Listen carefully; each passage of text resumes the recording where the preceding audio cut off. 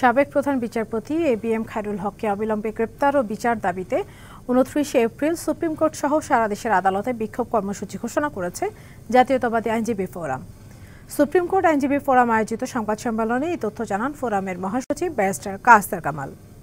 এ সময় ফোরামের সভাপতি অ্যাডভোকেট জয়নুল আবেদিন বলেন, দেশের বিচার বিভাগ ও গণতন্ত্র ধ্বংসের মূল কারিগর ছিলেন সাবেক এই প্রধান বিচারপতি।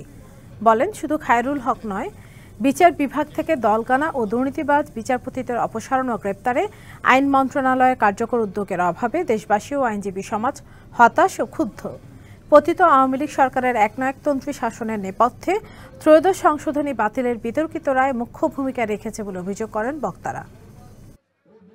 বাংলাদেশের বিচার বিভাগ গণতন্ত্র ধ্বংসের মূল কারিগর সাবেক প্রধান বিচারপতি জনাব এবিএম খায়রুল হককে অবিলম্বে গ্রেপ্তার এবং বিচারের মুখোমুখি করতে হবে। ২৯ এপ্রিল বাংলাদেশের সর্বোচ্চ আদালত সুপ্রিম কোর্ট সহ ঢাকা বার সহ সারা বাংলাদেশের প্রত্যেকটা আদালতে খায়রুল হককে আইনের আওতায় আনার লক্ষ্যে প্রতিবাদ এবং বিক্ষোভ কর্মসূচি গ্রহণ করা হয়েছে।